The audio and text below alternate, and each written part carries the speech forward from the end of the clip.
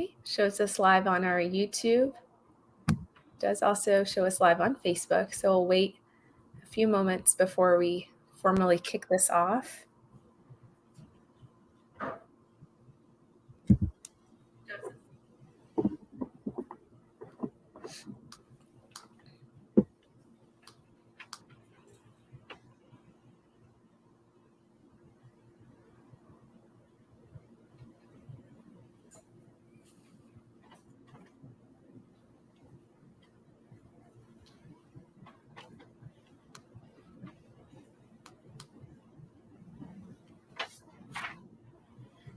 And as those of you are starting to hop on, you can react to the video with any emojis. So we see your name show up. You can also start commenting, and we'll pull some of those comments on our screen here momentarily.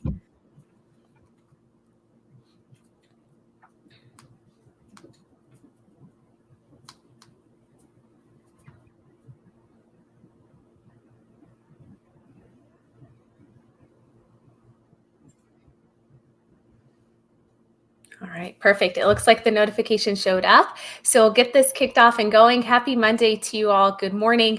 I am Juliette Abdel, your Westminster Chamber President and CEO. I want to welcome you back to our broadcast. Our board chair on, I think it was Saturday, commented about how it's been 2 years since we've had these live broadcasts kicked off and going. It doesn't feel like that long, but I'm very grateful to be able to continue to bring these as a resource to you from not only our electeds, our administrative team, both at our city, county, state, and other information or topics that we know are of interest to you as business owners, professionals, or residents in our area. Now, if you are a first-time viewer onto our broadcast, then we ask that you hit the like button, of course, on our page, that you follow us for those timely notifications of not only when we go live, but any additional content that we might post in the future. You can find us on all social media platforms: Twitter, Instagram at WestC Chamber, LinkedIn, Westminster Chamber of Commerce, and hello to all of you on YouTube if you're watching us on our YouTube channel as well. Now, if you are a returning viewer, then you already have heard me regurgitate the same information over and over again, and hopefully I do not bore you each time. But if you can hit the share button on this video so others in your network can see that we're live, it really helps them be able to engage with us as well and be able to turn to you as a good resource or point person here in our community. So hit the share button on this video so others can know that we're live. You can also start engaging with us on this broadcast, and this is the number one way that we can answer questions for you, really direct some of the conversation toward topics that you may be interested in that we haven't touched on or need clarification. So below this video, if you're watching on your phone or if you're watching from your desktop, you'll find a little chat section to the right of the screen. That is where you can type in any comments or questions. You can do that on Facebook or YouTube. We'll see it just as equally and be able to bring that onto our screen. So I already have a quick message from Parker Brown. As you'll note, the photo comes up and also the name and then the comment. So very bright and early good morning to you as well, Parker. Thank you for the message to Jody and myself. And we also have Mayor McNally on here with us, giving a good morning message to Jody and I. Thank you, Mayor McNally. I hope you had a wonderful birthday last Friday and you were able to spend the time with family and friends, and that your French bread, I think you baked bread yesterday, turned out amazing. So just wanted to give you that plug in. We have Dave Carpenter giving a good morning message to myself and to you, City Manager Andrews. And smile, Jody, you are in a hot seat. And we have a request for you to smile. Jody's generally a very warm person and smiling person. So we're going to say it's Monday, and he is slowly moving from one thing to the next. But Jody, I'm very excited to have you on here with us again. Good morning, Juliette. Thank you for having me this morning. It's great to be back. And this is such a great virtual environment to reach out to all of your members. And Mayor McNally, good morning, and thank you for joining us this morning. People probably don't know this about the mayor, but she was busy also on the weekend, Juliette, cooking some treats for our snow fighters, which I believe she delivered to them this morning, just around their shift change. So they've been very busy this weekend, and I know they're very appreciative of those efforts by the mayor. We've all had a chance to sample her treats from time to time, and they're quite delightful. So that's a great start, I think, to a Monday morning with the mayor. Absolutely. Would you like me to jump in? Yeah. Now I feel unloved. Our mayor hasn't gifted me one of these yet. Mayor McNally, I now need to experience some of these awesome treats that Jody and the team are referencing. Juliet, would you like me to maybe start with a few minutes and I can give an update what's happening at the city and what we're working on and where we're heading in the next short bit? Sure. One of the most exciting things right out of the year was City Council's drive to work on a new strategic plan for the city, and that includes developing a new mission statement, but also a new vision statement. And it was time to overhaul both of those. And I'm very happy to report that City Council is now heading into a public meeting very shortly to look at adopting the rewritten vision statement for the city, mission statement, and guiding principles. And we're now working very hard with City Council on the more detailed part of the strategic plan, which are all of our objectives. And we'll be working on that over the next month or so. And we expect to make a lot of progress on that with City Council and work towards a new strategic plan as well. I would like to share, if I could, Juliet, the new vision statement for the city, not formally adopted by City Council yet, but this is the words that they've worked on. And I'll just look over at my whiteboard because it's been up there for quite some time now. So here's the new draft vision statement that we're working on. Westminster is a city of beautiful, safe, well-maintained neighborhoods and destinations with a vibrant, diverse economy, rich and resilient environment, and a strong sense of community and belonging. And that's a really condensed and focused vision statement. And I think that's a really good North Star for us. The staff are very excited about that. I would also like to say they're also very excited about our draft mission statement that City Council is working on. And if I could read that as well, it really ties things together. This is something, so the vision statement sets the objectives and the goals and the forward vision for the community, the city as a whole and at large. The mission statement is something that the staff will really find useful, and that's really what's going to drive us in our work. Westminster's purpose is to provide core services and foster economic resilience to give our community the opportunity to thrive. So very, very thrifty on words, very focused, very powerful mission statement. And we've already started to retool around those two statements, and I'm very happy to report that we'll be bringing those back to City Council shortly for formal adoption. Yeah. Also tied to that, Juliet, you may recall when I came on earlier, shortly after the election, and talked about the roundtable that City Council had to report out on the things that they had heard during the election cycle. Mm-hmm. And one of the top priorities, or the top priority that came through that debrief from City Council, was water and water in Westminster. And as you and your members know, we've been working very hard with City Council and the community on working through the water issues in Westminster, the replacement water treatment facility, water rates, which were a very big topic and continue to be in our community. And I'm also pleased to report that we've made significant progress, and City Council, on first reading at our last council meeting, adopted a completely revised water rate structure for our residential water users that sees a reduction across all users. So reduced water rates for every tier of our water users heading into second reading next week. And I can say that staff worked very closely and very hard to model the financial scenarios for the different water rates, and that staff is supportive of the rate structure that's going before council for second reading. And it does result in a balanced financial plan for the utility that takes us out 10 years, maintains our capital funding, and does set aside a belt-tightened amount for a replacement water treatment facility. At the same time, last thing I would add on water is council also gave us the go-ahead to evaluate alternatives at the current location, the current Semper treatment facility, for a rehabilitated or replacement facility there. And we'll be working very hard on that over the next couple of months, and we'll be able to bring back to City Council some options with respect to that location. So some big developments on water. Yeah. And I can pause there if you have any questions, Juliet, or if any questions have come in on the live. I know, I always have questions for you.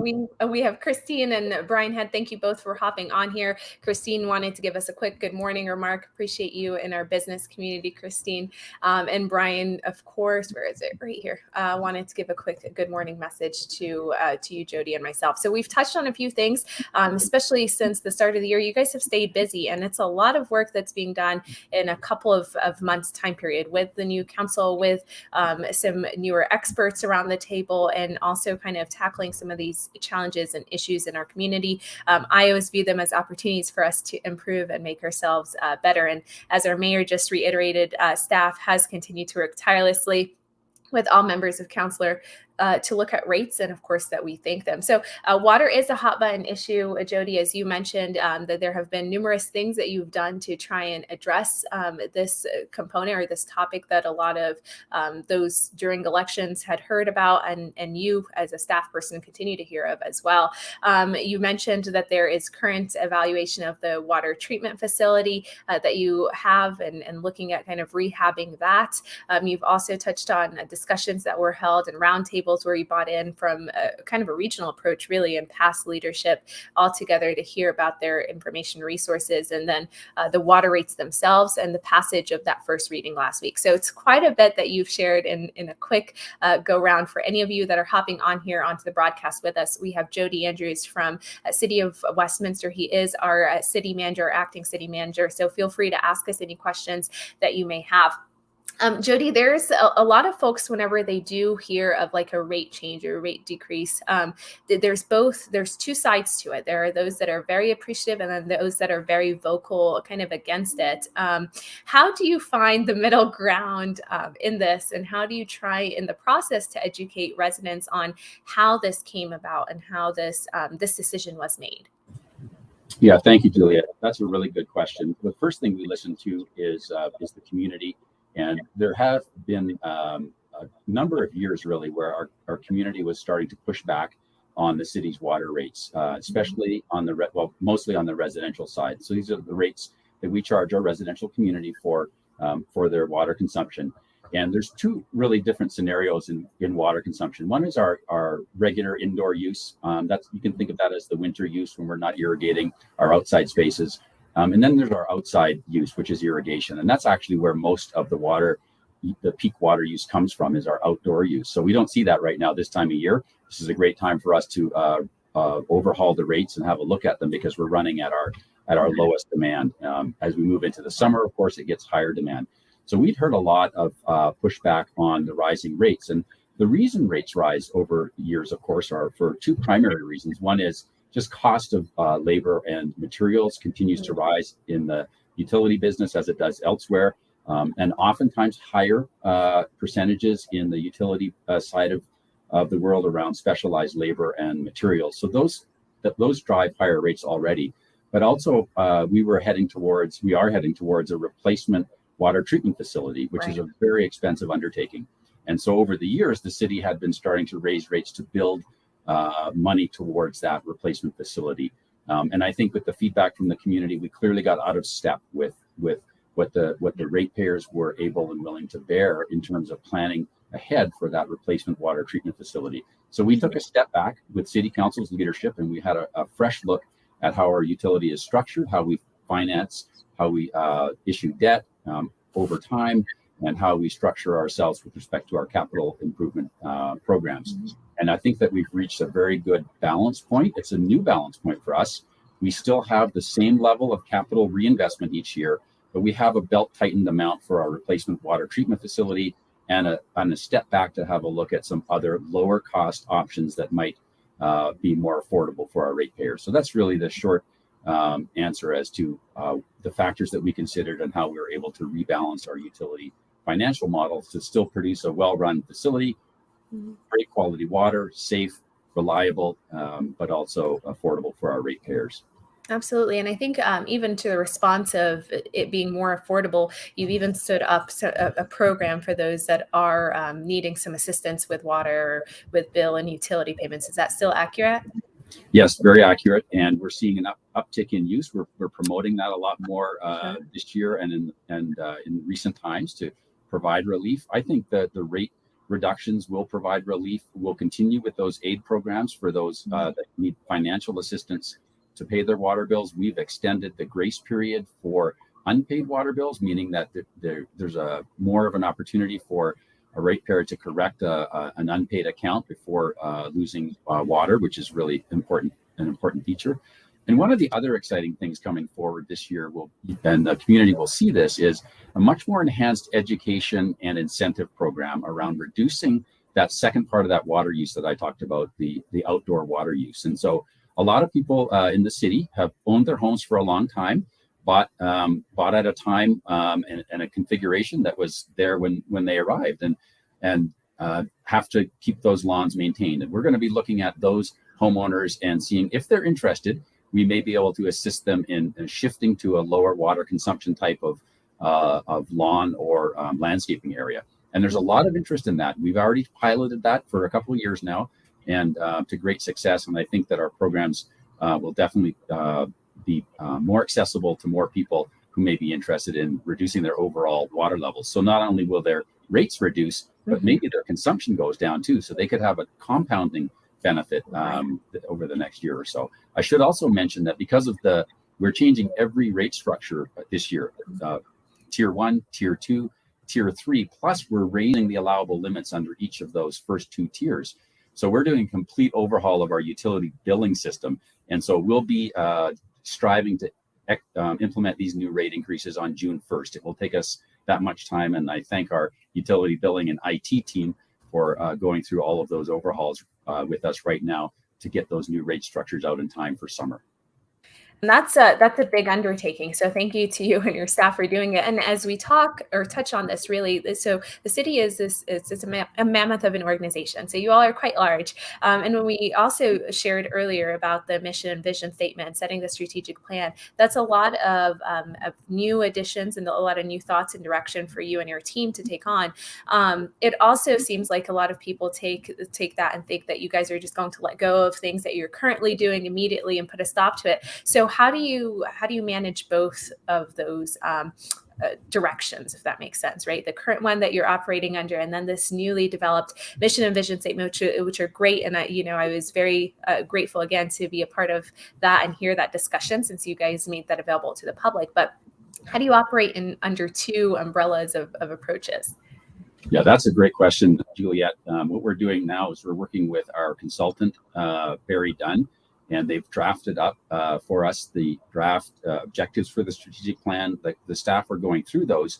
We then come back in with City Council and do really a crosswalk exercise. So we look at all of the items in our current strategic plan, and then we look at our new strategic plan and we map those across to each other. And City Council, Juliet, will actually decide which of the items that we're currently working on that are not in the new plan, if there are any of those. They would signal to us very directly that those are the ones that they would like us to set aside, and we'll stay and refocus on our new plan. So we call that the crosswalk exercise. That's coming up in the next couple of weeks. We'll go back to council with that. And once we get those done, I would also like to talk about a second step following that, which is very exciting. And staff is very excited about this. And I think our community is also. And that is, we're then going to work with City Council on setting performance measures for the new strategic plan. So key performance indicators, how do we measure our success against the objectives in the strategic plan? And this is something we've not done well before.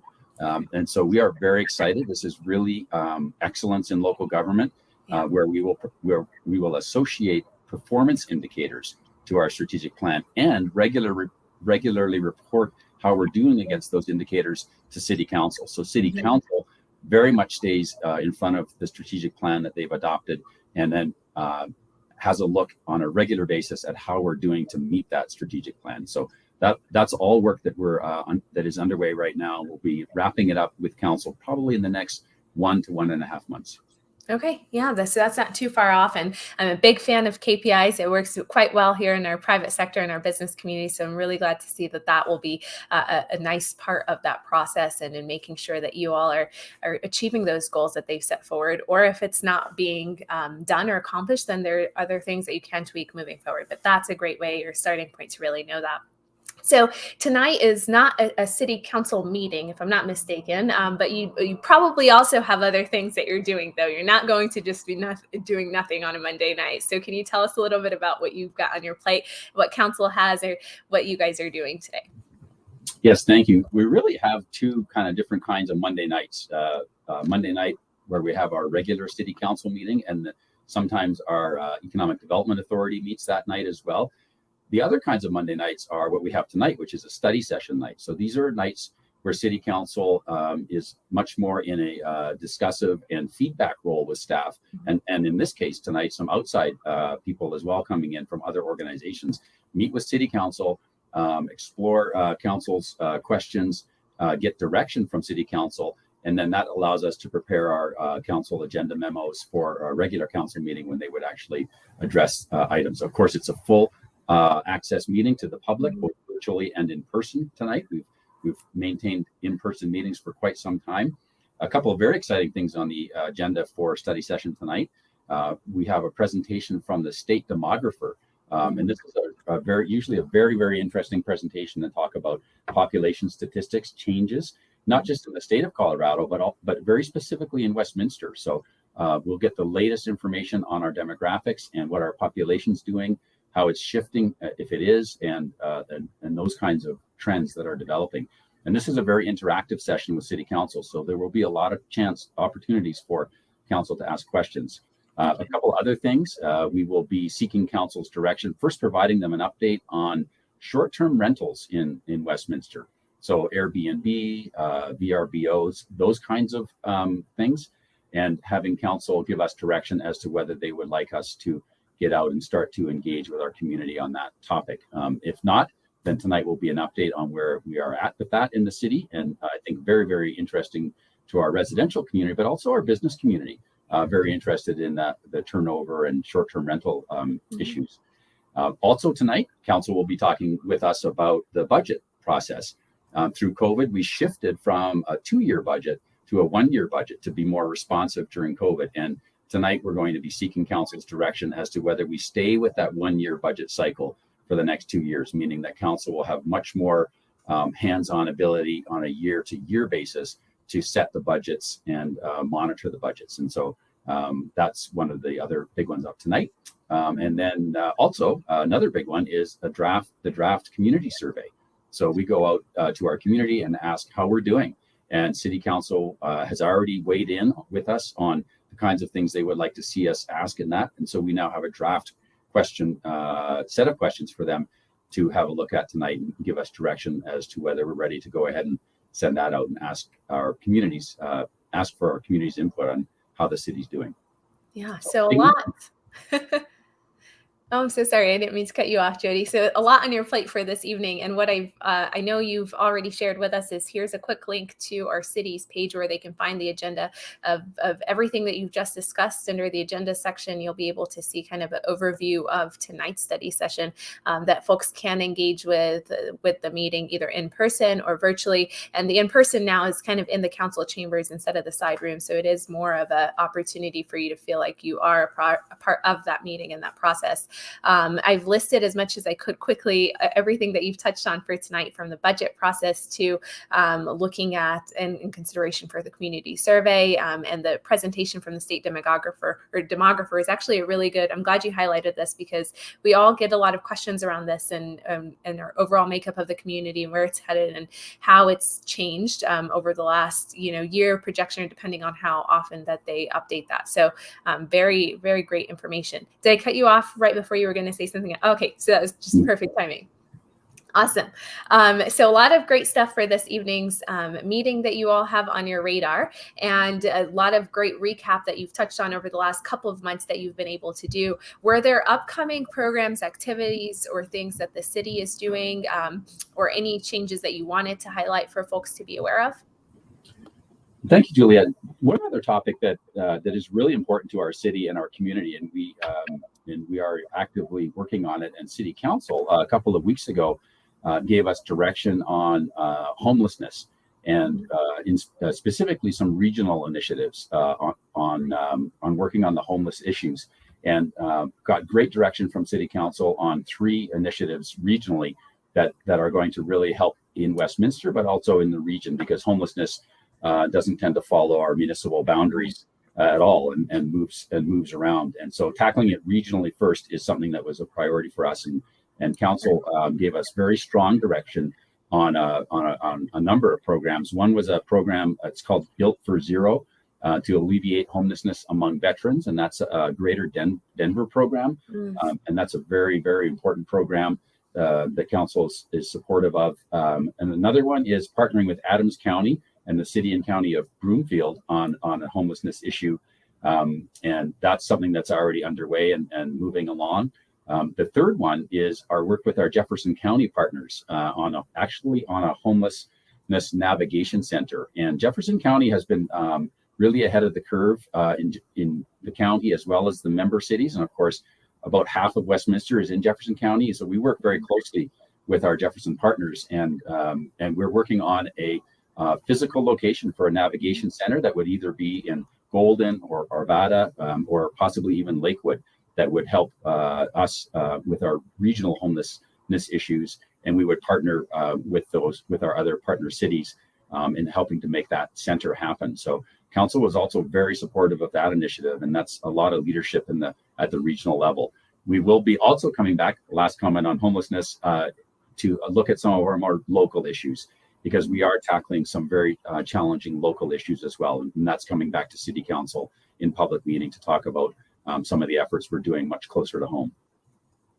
That's a lot of great work around homelessness. I know it is a topic that a lot of people are interested in, and it's really glad to see that center is starting to move forward. I know Jeffco has been very determined to get that up and running, despite some challenges that the county itself has in terms of budget and some of their needs that they have as well. So it's really nice to be able to work with local municipalities to get that going. All those details have been included in comment section. So those of you that are tuned in with us right now or later, if you end up watching this in the afternoon or evening, you can always let us know that you tuned in by giving us a hashtag replay, asking us those questions later on, or DMing the page, and we're happy to get that over to Jody to be able to answer for us. So a lot of work that you guys are staying busy with, a lot of changes, a lot of new and exciting things, but it looks overall that there is some really good direction and really great movement on the part of the city going forward. So I don't see any additional questions, Jody, believe it or not. I think you were just doing such a thorough job of explaining a lot of this information to them that we don't have anyone that's chiming in on it. So are there any, I can't think of, looking ahead in the month of March, I don't think that there are any days that the city is closed that we need to be aware of, right? I can't think of any holidays in specific like we usually do have. Trying to look real quick here. Yeah, that's awesome. There's nothing. Okay, so you guys are open all the time, Monday through Thursday. Oh, I think you're still muted, Jody.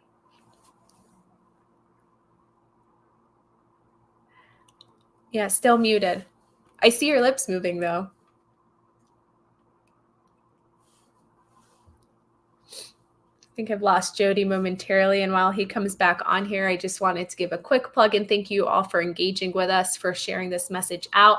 Of course, we're spending time with us on this Monday morning. We do these live broadcasts Mondays, Wednesdays, and Fridays, and if you have not already done so, then I ask that you go back to Friday's broadcast that we held last week. For those of you that are affected by workforce, are interested in the conversation around workforce development, and kind of understanding some of the trends, some of the industries that are continuing to grow, the challenges that are there, but also the numbers that we're seeing across the state of Colorado. We had a survey that was conducted. It's actually a huge report called the Talent Pipeline Report. And that was complete about a month and a half ago, almost 2 months ago. And we have been able to work with CDLE, so the Colorado Department of Labor, and their Workforce Development Council to come to you live on our broadcast and give some updates and information for you to be aware of, and things that can help you maybe adapt your business model or adapt kind of your workforce as it continues to address the changes that we have in our market. So we had the first session with a CDLE and their partners on Friday of last week. We have the second session this Friday. So if you have not already done so, then I encourage you to rewatch that one or go back and watch that. So when you do tune in with us on Friday, it won't be not knowing where we're coming from entirely, since it's kind of part 2 on that talent workforce pipeline. Jody, thank you for hopping back on here with us. Yeah, sorry, Julia. I don't usually make such an ungraceful exit. I don't know what happened out of the lobby. But sorry, thank you. Sorry for that disruption. I was just going to add one more thing. And the mayor raised this very early on this year, and that was around our packet and our materials for City Council and the public. And I should note that all of our presentations that we make our staff to City Council are now included in the packet that posts publicly on Wednesday. So any of the things that we've talked about, if there's an accompanying presentation with those, that's also available when you click on that link that you provided to your members earlier. And they can go into that item and find not only the agenda memo and material, but also the presentation we gave that night.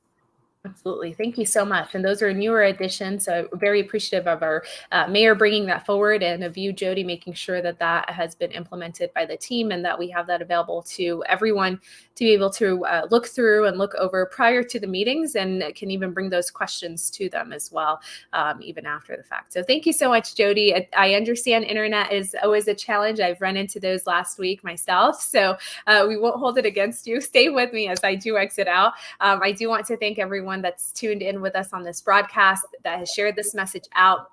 If you have ended up watching this later on, we always check our comment section even later, and do give us that hashtag replay, because it helps us draw down to that particular question or comment that you may have had at a later point in time. We will be back on here with another broadcast, of course, on Wednesday, and then that talent pipeline that we discussed on Friday in that little interim where we had Jody blip out for a quick second. So I hope you all enjoy the rest of your afternoon, and I hope that you have a great start to the week. There's hardly any snow. Thank you so much to those that volunteer their times and provide that support to the city, to clearing our roads and making sure that they're drivable, that we can get to places that we need to. So very appreciative of you all, and very appreciative of you, Jody, for being on here with me.